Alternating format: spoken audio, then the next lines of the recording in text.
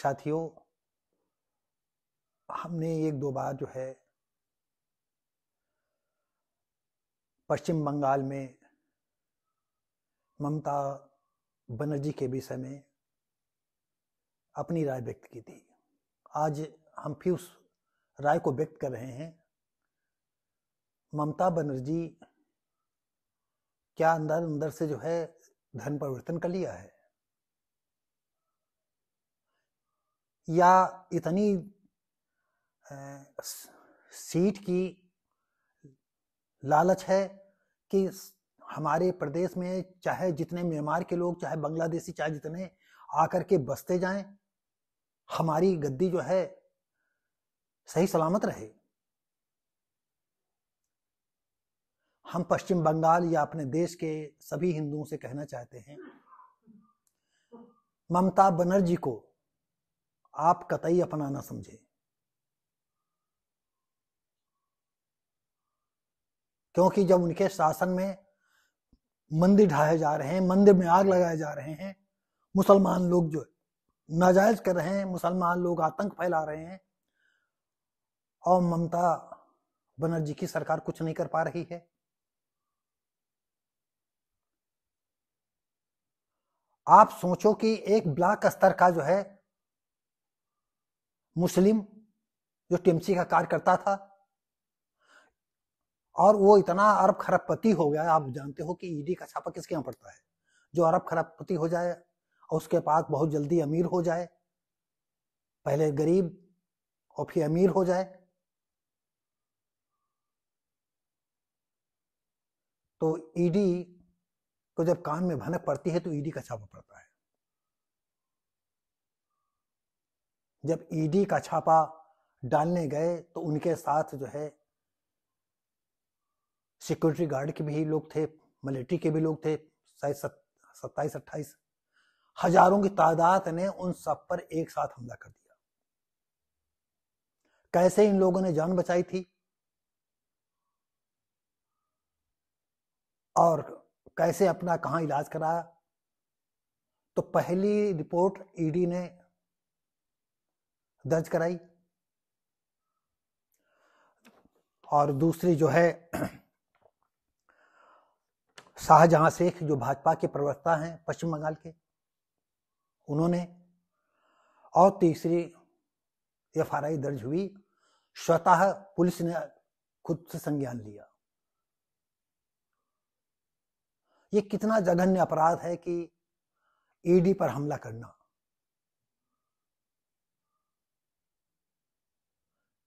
मैंने पिछले एपिसोड में कहा था कि जब भी किसी के घर ईडी का नाम ले लिया जाता है तो उसका पेट खराब हो जाता है, वो होपलेस हो जाता है, उसके मुंह से साबुत बात नहीं निकलती है, और वो पहले इस हजारों आदमी को उसने इकट्ठा कर लिया और बातचीत में उसने हमला करवा दिया। अगर अब कायदे से ईडी जांच करेगी और देश की और दूसरी जांच एजेंसियां जो है जब जांच करेंगी, तो पक्का लगेगा कि ये जो है पाकिस्तान के इशारे पर या आईएसआईएस के इशारे पर या उग्रवादी संगठनों का इसमें बहुत बड़ा योगदान है, जो ऐसे लोग ईडी वगैरह पर हमला कर देते हैं। हमने आपको पिछली बात कहा कि ये लोग, इनको डर नहीं लगता है, दिन भर कबाड़ बिनना है, दिन भर रोटी मांग मांग करके खाना है, और इनके आका लोग धीरम संकेत कर दिया। अरे आपको बताएं, जेलों में भी वही उनकी गुंडागर्दी चलती है। अगर हमारे जेल के कर्मचारी हमारा ये वीडियो देख रहे हैं तो हम उनको बताना चाहते हैं, जिस बैरक में मुसलमान होंगे उस बैरक पर भी उनकी जिम्मेदारी चलती है। वो नमाज पढ़ रहे हैं, अब हमारे देश के नेता भी जो है नमाज के आगे से नहीं जाना चाहते हैं। क्या हो जाएगा नमाज पढ़ने से?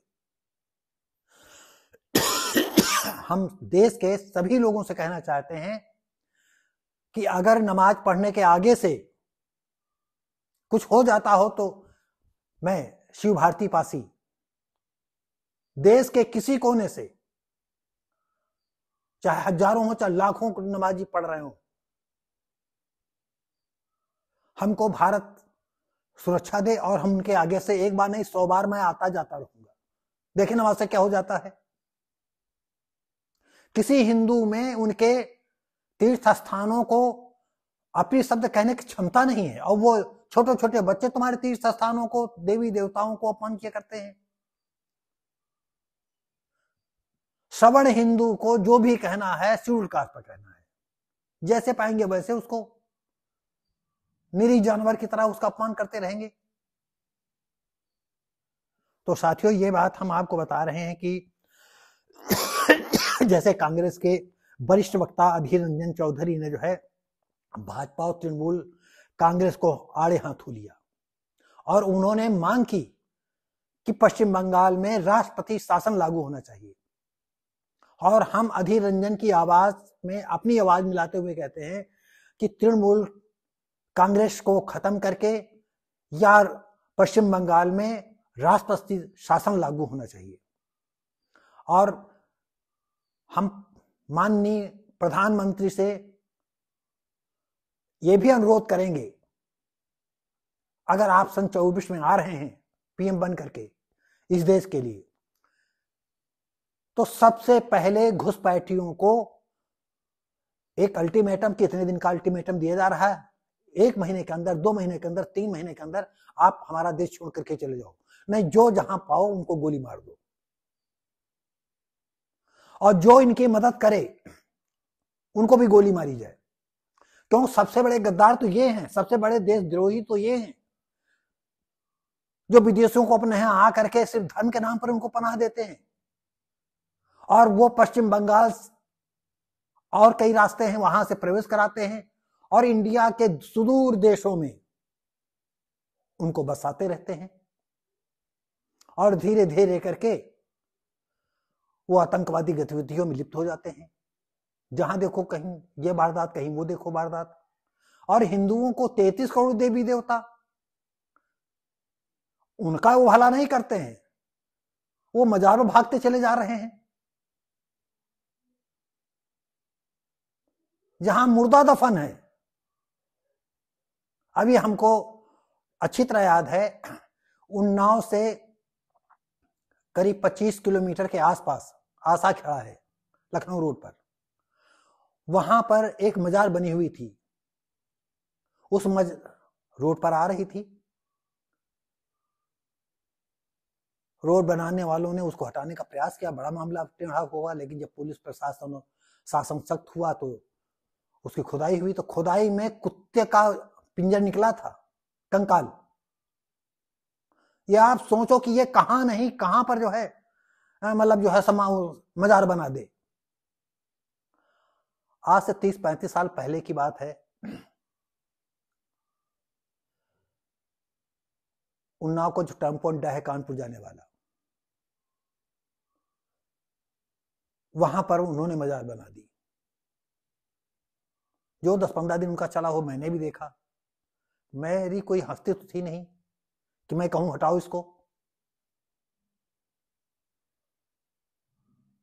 बड़े चौराहा पर झंडेश्वर मंदिर है, वहां एक निगम बाबू हैं, वकील भी हैं, विश्व हिंदू परिषद के शायद जिला अध्यक्ष भी थे। हम ज्यादा नहीं बता पाएंगे क्योंकि मैं राजनीति से दूर रहता हूं। मैंने उनसे जाकर के कहा आपने देखा है? अरे मैंने कहा क्या हमें कुत्ते ने काटा है जो हम आपको बेमतलब की ऐसी बात करेंगे? आप जाकर के देखिए ना। उन्होंने जब एक्शन लिया तो वो मजार का हिस्सा जो है मट्टी चढ़ा दिया और हरी चादर डाल दिया, हो गया उनका। और उसमें ज्यादातर हिंदू औरतें ही जाती हैं। अरे इन हिंदू औरतों को समझाओ। अब कभी कभी तो तुलसीदास की वो चौपाई अच्छी लगती, विनय न मानत जलद जड़ गए 3 दिन बीत, लक्ष्मण बाण सराहियो भय बिन हो निप्रीत। उन औरतों को, घर वालों को समझाओ कि जो इन पर भूत सवार है, तो इनका जूड़ा पकड़ करके 10 बार सर पटको अभी भूत उतर जाएंगे कि मजारे पे उतरेंगे। ये देशवासियों के लिए है, हर हिंदू के लिए है कि जो मजार पर घुटना टेकते हैं उनका पिछवाड़ा लाल करना चाहिए। और इसमें आम जनता को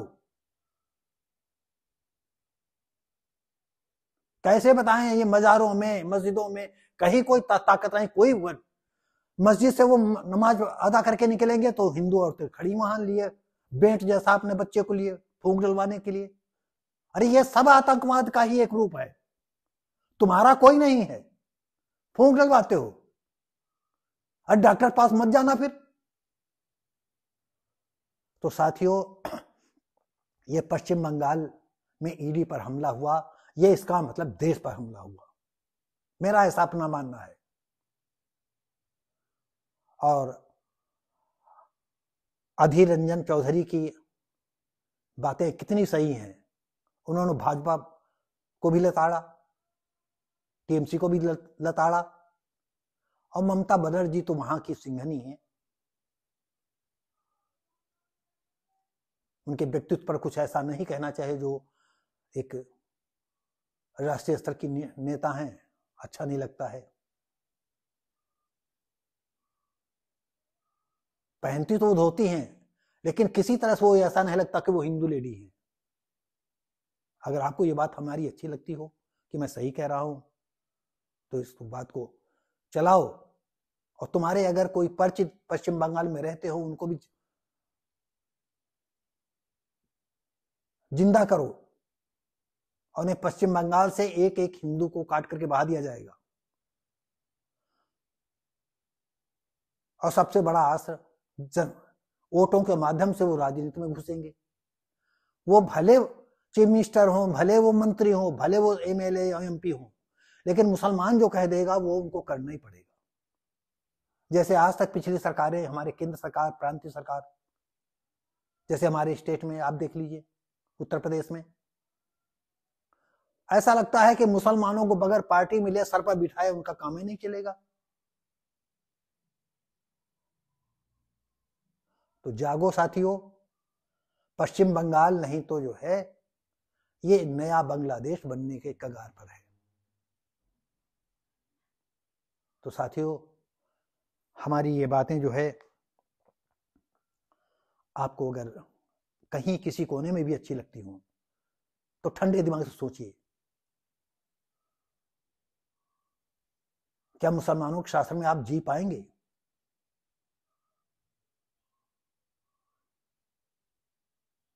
अगर नहीं जी पाओगे तो इसकी तरफ कदम उठाइए और आगे बढ़िए। और जो जिहाद का ये रूप है, किसी न किसी रूप में है, उनको जो है समाप्त करने का आप भी प्रयास करें। बस इसी के साथ ही हम इसको समाप्त करते हैं। अगर अच्छा लगता हो तो लाइक करें, शेयर करें, कमेंट करें, सब्सक्राइब करें।